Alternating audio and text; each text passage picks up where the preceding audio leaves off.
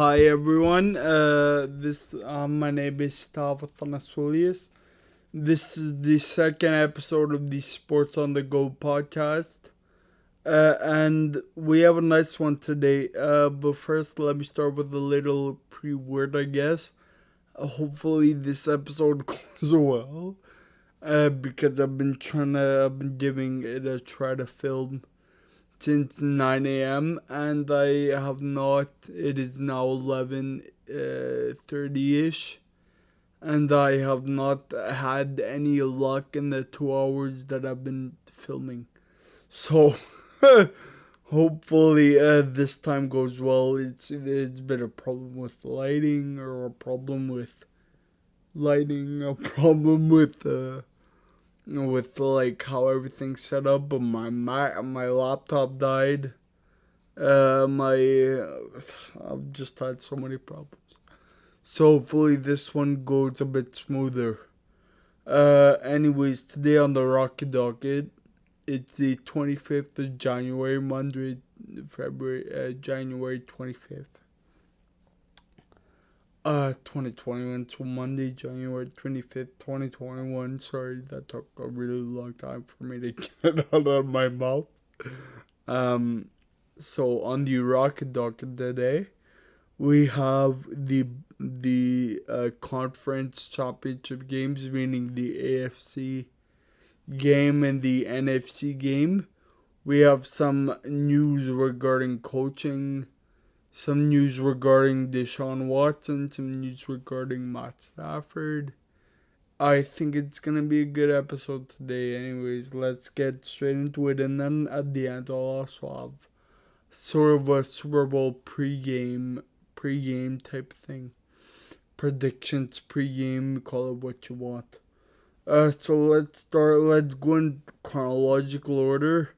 First off, we had the Tampa Bay Buccaneers versus the Green Bay Packers, and that game was not what I expected.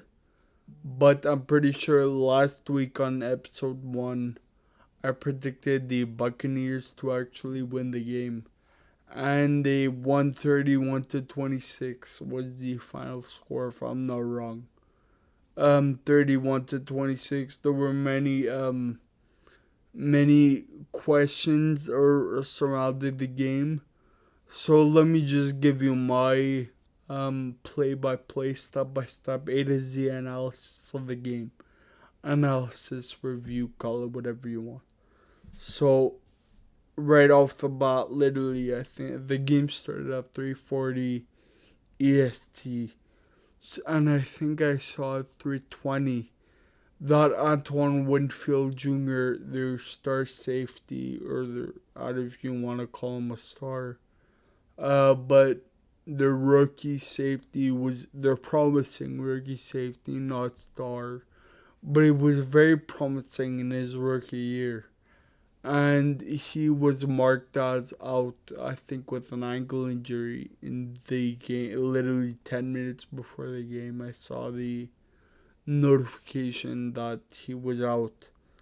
So Antoine Winfield Jr. was out. I thought this wouldn't be a massive injury, but it'd be significant to the point where you noticed it, but it wouldn't make it an impactful difference. Maybe it did, maybe it didn't. 31-26. None of the teams were stellar defensively, but they were good. I'll get further into that. So first off, A to Z review. Don't forget that. So Mike Evans, from Tom Brady, had the first touchdown. I think literally one player, 2 plays before this happened, they connected for a 27-yard pass as well. And this was very enjoyable to see, the least. They were fun to watch. It was a great little connect. Um, I was watching this game on TV, and I was FaceTiming my friend actually, and we were talking. We were just in awe that Tom Brady is 42. I'm pretty sure, and he's still throwing nice passes to Mike Evans. Well, Mike Evans is, I think he was drafted in the same class as OBJ, so I think in 2012. Mike Evans is one of the best 50-50 ball catchers in the league. If you don't know what a 50-50 ball is, a 50-50 ball is when the ball is like overhead kind of thing and you have to jump to catch it, and the cornerback and the wide receiver both have to jump to get it. That's considered a 50-50 ball, because any one of the two players can come down with it at that point. So Mike Evans is one of the best in the league at that. Then the score was 7-0 in the first quarter. The score after the first quarter was 7-3. It was very slow for the Green Bay Packers to actually score. They scored in the second quarter early on to Aaron Rodgers threw a pass to, I don't want to butcher his name, Marquise Valdez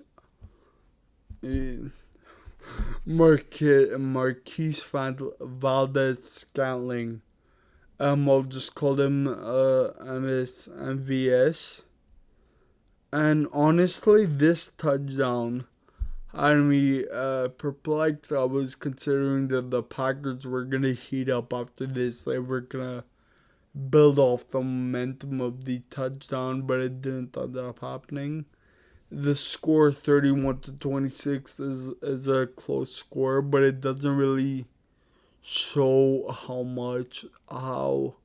how the game actually progressed.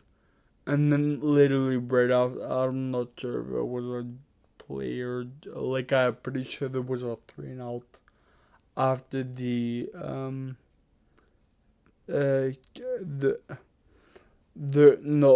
so after the MVS, sorry, I have my notes down here, and this is exactly how the game went. So there was the MVS catch, and then the Bucks obviously got the ball on the return, and on the return they made it to, I think it was the 23-yard line, I want to say. And then they drove the ball downfield, and Leonard Fournette, the running back, or one of the two running backs, there's Ronald Jones, there's Shane McCoy, Ronald Jones, Leonard Fournette. My point being is there are a lot of running backs on that team. But Leonard Fournette scored a touchdown, a 20-yard. I want to say 20, but I feel like it was a bit longer. I'm not too sure. I can't remember. I don't have that in my notes. But my immediate reaction after that was, wow, these guys, they look good. They're hot. They have a hot offense, like a burning offense. And then to end the second quarter, this was crazy, honestly. To end the second quarter, the first half, the Buccaneers Aaron Rodgers threw an interception. With, I think it was 15 or 20 seconds left before the half. That didn't really mean much because the Packers were gonna receive. It was still 7-3 at this point after the half time interception. They threw a touchdown and they threw an interception in my butt, and then at this point I was like, Okay, it's gonna be halftime soon anyway, so it doesn't really matter. But little did I know, I was literally talking to my friend again on FaceTime, and I was telling him, uh, Tom Brady needs to throw like a 40-yard bomb down the middle to do anything with this interception. And little did I know, the next play, he would literally throw a 40-yard bomb to Scotty Miller. Scotty Miller has been really impressive all season. They have the Buccaneers have a plethora of weapons on that team. They have Ronald Jones, they have Leonard Fournette, they have Antonio Brown, they have Chris Godwin, they have the O-line Tristan Wirfs, they have, who else? Rob Gronkowski, Cameron Brate, Mike Evans, like I mentioned before. They really have they have a crazy amount of weapons on the team, and they have a nice defense as well. But Scotty Miller really stood out all season. He really impressed for the better, in my opinion. Then after that, then there was the halftime, and then after the halftime, there was a call that was made on, I think it was Marquise MVS. It was called as holding, but as this sort of contradicts the point that I'm gonna make in a few minutes. But I mean, listen, everything looks worse in slow motion. Every call looks more like a call in slow motion, in my opinion. That should have been called. It got waived, but it should have been called. But they didn't. But again, everything looks a little bit worse in slow motion. So at this point in the game, it was 14-3 for the Tampa Bay Buccaneers. The literally this entire game had me saying the same thing. It was 14-3. Then I think the Packers scored, so it was 14-10. Then the Buccaneers scored again, so it was like 21-14. It was a good game. It was a good game, but it was like the Packers had a one touchdown lead at all points of the game. Never did the Packers not once throughout this whole game had the lead, which is not what I expected. I thought the Buccaneers would win, but I thought they would be playing in garbage time. So that wasn't expected. And then this whole game, like I was saying before, had me saying, are the Packers gonna be able to come back? And I was expecting them to come back in the third, in the fourth, etc., etc. In the fourth quarter, they actually gave the Buccaneers a scare, a run for the money, if you will. It was fourth and goal, or third and goal, and Aaron Rodgers decided to pass it to I think it was Devontae Adams, and who was in the end zone. It was third and goal, and he passed. People are saying he should have run, but as I don't like this because he doesn't know what's going on in back of him. All he knows is what's going on in front of him, right? So that being said, passing it was probably the right thing to do. And knowing Aaron Rodgers, he can literally make any throw. I think it was a dropped or maybe a batted throw. I cannot remember it specifically. And then 4th and goal, they decided to punt. Down by 8, 4th and goal, Matt LaFleur. You do not do this for your future. I know it's only a second year. You don't go 4th and goal and punt when you're down by 8. You do not do that. It's dumb in my opinion. I'm sorry. People are looking for someone to blame in this after this game. Personally, I don't think anyone should be. Anyone is to blame. No one is to blame. It's a team sport. They lost as a team. Matt LaFleur cannot do that. The defense gave up 31 points. It was a close game in the last quarter, which is what anyone can ask for. As much as I say that, it wasn't that. It was a good football game. Aaron Rodgers was near perfect. I think he had 10 incompletions the whole game, and that's counting his interception. But also, don't forget, the Packers literally intercepted the ball 3 times, and off of those 3 interceptions, they cannot convert into a touchdown. They converted into points, but not touchdowns. So honestly, there's no one to blame. They lost to the team. Gerald Alexander was very nice. I think he had 1 or 2 picks that game. Gerald Alexander did.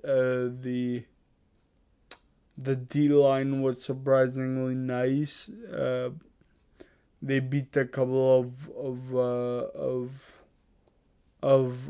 the own linemen nicely enough. They beat that. But honestly, Matt LaFleur can't do that. Rodgers is a seasoned veteran. He cannot be. He has to be able to convert points, especially when your defense gives you the ball. You have to be able to convert that. But on the other hand, the Bucks defense is so strong. I can't give enough praise to the defense. Antoine Winfield back after the injury, so I guess in the Super Bowl it will be a very tough defense. JPP had a nice game, strong game. He gave pressure on Aaron Rodgers. He's a linebacker.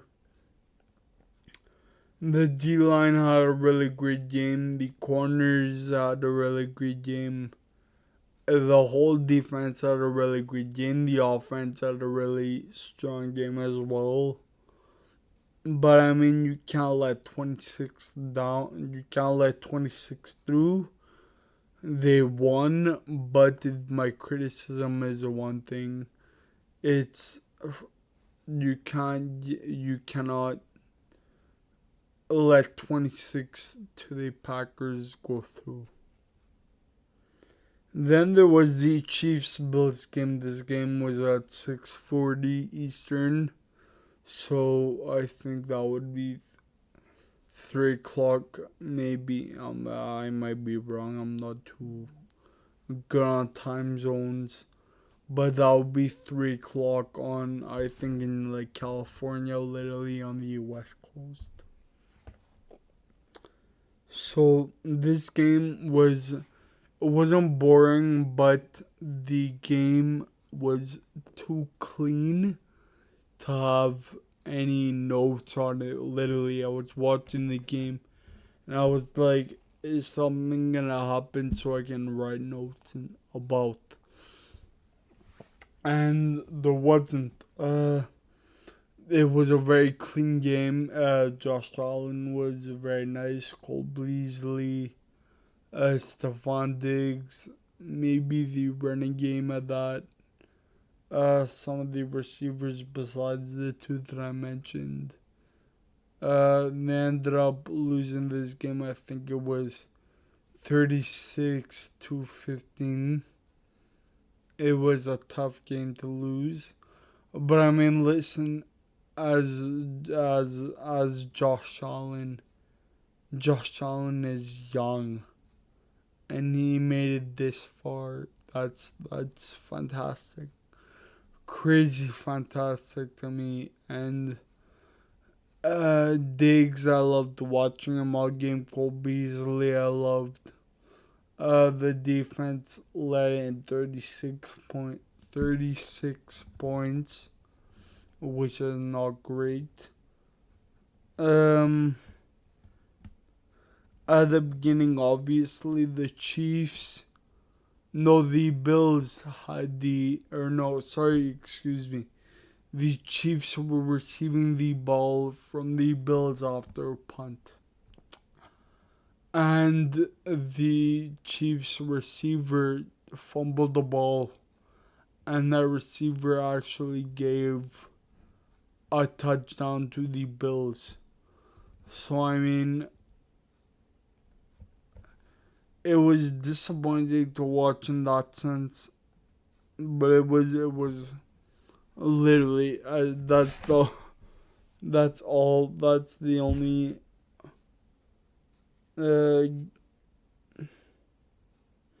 yeah, I mean, and then again in the fourth quarter, Josh Allen threw an interception.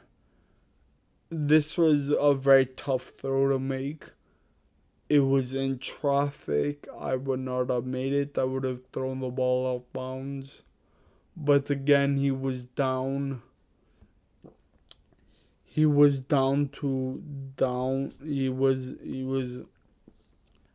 He was down the score, meaning he had to score a touchdown.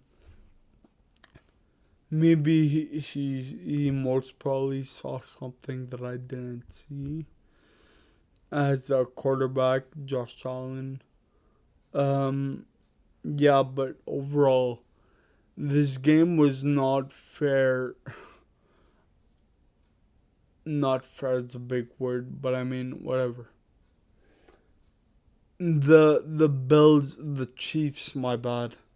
The Chiefs in 2021 are the strongest team that I've ever seen. I've been watching football since 2012, and no team that I've ever seen has been as good as the Chiefs are in 2021.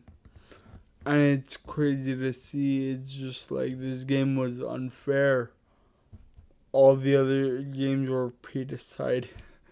Literally in the regular season. Anyways, I'll get more into that later with my pregame analysis for the Super Bowl on January 7th. Yeah, so now let's get into the hirings, firings news on these situations. So first of all, I heard the Deshaun Watson released his preferred landing destinations, for which teams obviously said Miami. That's not surprising at all. I guessed it, but I do not think they should do it. If it means giving up Tua Tagovailoa and two other first rounders, I do. But again, I see why they would. But I would not like to see it because I honestly love Tua. And so he put Miami, right? He put Miami, that's obvious. And then the one that's sort of surprising is he wants to go to the New York Jets. And that had me, I was like, huh? Why the Jets, right? But then I was thinking it over, and I was thinking they have Robert Saleh as the defensive coordinator, or as the head coach, excuse me. And this makes sense.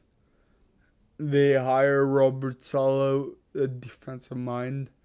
Defensive minds don't like turnovers. Deshaun is not a turnover prone quarterback in the least. Um, so yeah, the New York Jets, that was surprising. But I know they have talent. I realize they have talent. And they got a new head coach, so I mean, it makes sense. It's going to be an enjoyable one to watch. Also, after that, the Lions hired they fired Matt Patricia. I think after the Thanksgiving game, so October something. I'm not American, so I don't know when Thanksgiving is. But yeah, they fired Matt Patricia of the Lions organization, and they hired Don. Sorry, I always confuse the two, whether it's Matt, the Iowa quarterback, Iowa coach, sorry, or Don Campbell. So it was Don Campbell they hired, and Don Campbell is really, I don't know what he has, but he's an ex NFL tight end. He's a meathead. He said in his introductory press conference, "If you knock us down, we'll take out your kneecaps on the way out, on the way up." Sorry. And honestly, I don't know what he has, what Don Campbell has as a coach, but I like this. Gave me this sort of the same feeling as Joe Judge, the Giants head coach. So a team that is gonna fight 60 minutes and give their efforts day in, day out. I really enjoyed it. Also, finally, last week, the this week, sorry, last week I spoke of Doug Peterson, the Eagles head coach, getting fired. And now they hired someone. They hired the offensive coordinator, Nick Sirianni, from he's the offensive coordinator for the Colts. And listen, Frank Reich is the head coach of the Colts. And Frank Reich had Carson Wentz in the MVP season. So, I mean, it makes sense that they'd want one of his disciples to be coaching the team. So, I like the hire, right? I don't know what he can do, what his head coach, what he's gonna do as a head coach. I'm not a fortune teller, but I mean, I like this. It was nice to see that Carson Wentz was with Frank Reich, so they'll hire one of his disciples because it's a whole thing with Carson Wentz. They can't move him because of his contract. So yeah, Matt Stafford wants out of Detroit, which I'm not happy, but I enjoy seeing that they're okay with parting ways, because Matt Stafford is honestly a highly talented quarterback. Now let me just get into the teams that I'd like to see him on. There's Washington. Washington is literally a quarterback away from doing great things. They have the 19th overall pick.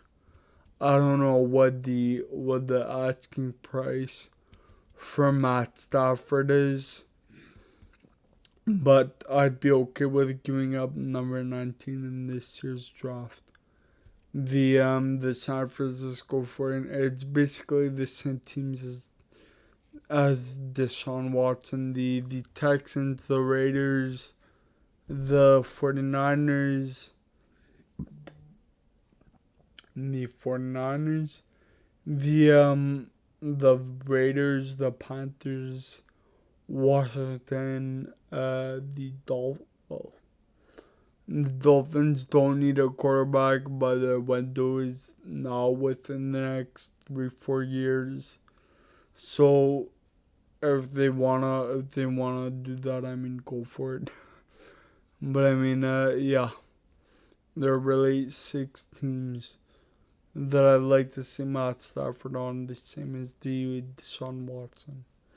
It's the football team, the Washington, the Raiders, the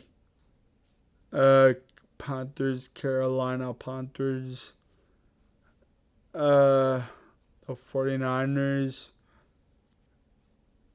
the Dolphins. Well, I mean, I don't want to see him on the Dolphins, but I mean, it's a possibility.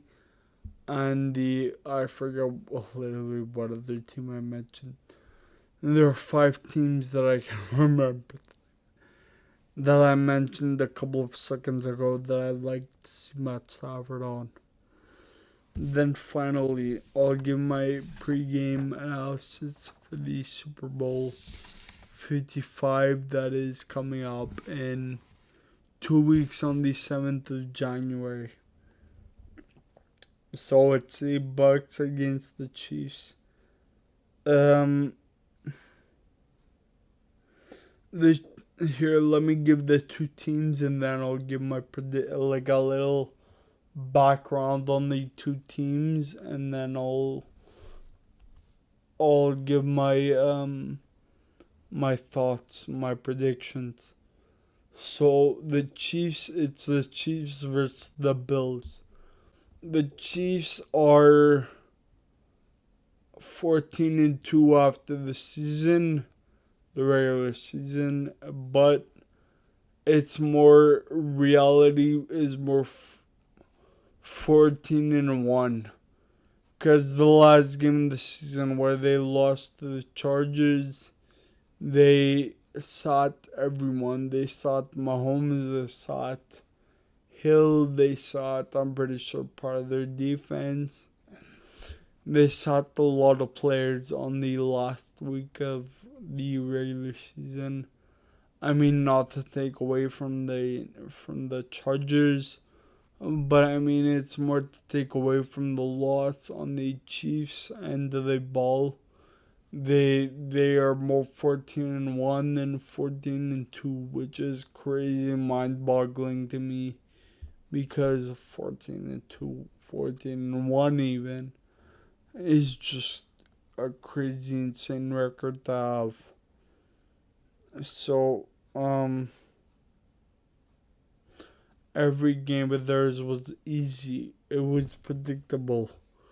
Like, as soon as you saw the Chiefs versus a team, you thought to yourself automatically, oh yeah, the Chiefs had this easily. So it's an easy pick. Really, I love Mahomes. Tyreek is at least, I'd say, top 3 this season. Top 3 wide receiver. Travis Kelce, best tight end of the league. They lost, I think, a left tackle with a torn Achilles last night against the Bills. Their defense is really, people don't give the defense enough credit. They held the Bills to under 20 points, which is impressive. Now let me get the Bucks side. By the way, the Chiefs have Chris Jones. They have what's his name, Snead. They have Tyrann Mathieu. Their defense is just very nice as a whole. Now let me get the Bucks side of the ball. The Bucks from the beginning of the season have been a steady improvement. They have a good defense, a good offense. They have I don't like Bruce Arians' coaching style, but I mean it is what it is. It's good, but it's not. I like Andy Reid's coaching more, the head coach for the Chiefs. But I mean Brady is Tom Brady.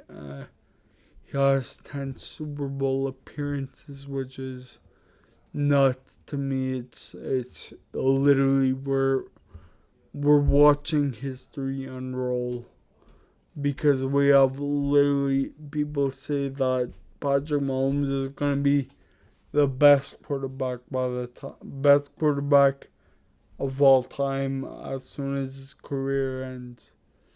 So we have old versus old. I mean, you know what I mean. But we have old versus new. Tom Brady versus Patrick Mahomes. Listen, the 29. I hear people saying, "Oh, the Chiefs are gonna win, no doubt."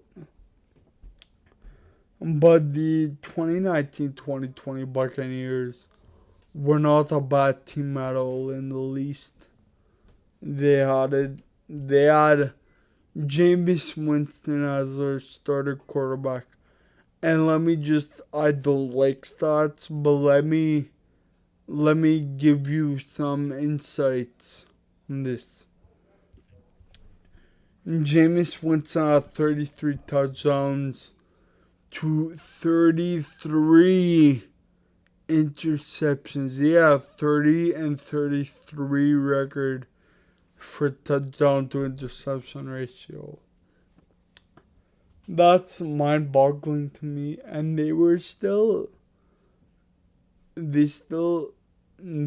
I'm not sure what the record was, but I know it was third seed, I'm pretty sure, in their division. And now with Tom Brady there, I don't know, it's scary.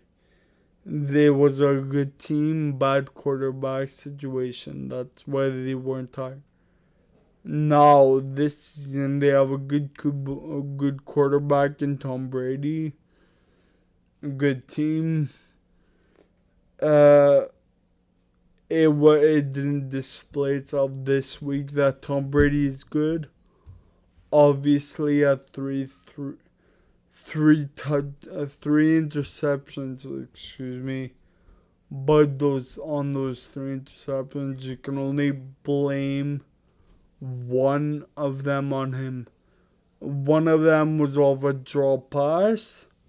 The other one was, I think his running back missed an assignment, a blocking assignment, and he was throwing the ball under pressure, and he meant to throw it to Mike Evans, but instead threw it to Jair Alexander by mistake. So I mean, I really wouldn't blame him on that. Then for the predictions of the game,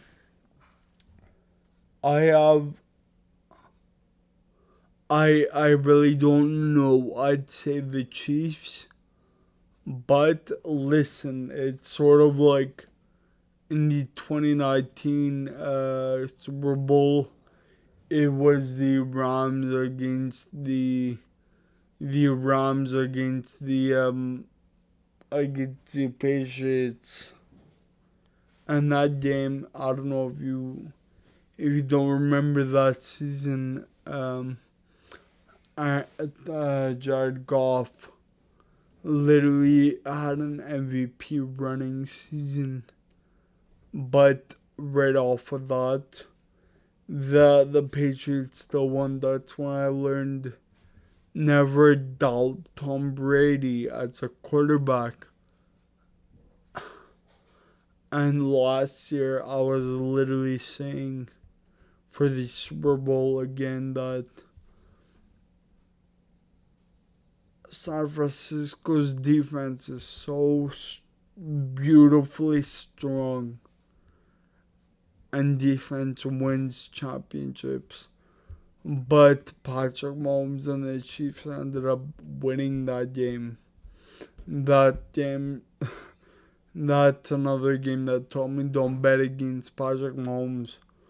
So picking between these two is literally like putting me between a rock and a hard place in terms of predictions. But I'm saying Chiefs will most likely win that. Not even most likely. Well, in my opinion, it's not likely at all. I don't know what happens. And the Chiefs will win that game. I think. I mean, it would be crazy to see. It would be crazy to see Tom Brady win a 7th. He would be 7 for 10. That's the best we've seen all time. That's incredible, and it would just be very fun. Anyways, that's all I have for today. That one was a bit better than the. That one was better than the other ones that I filmed. So I'll edit this one, and yeah. Thank you for coming. Have a great day. I'll see you soon.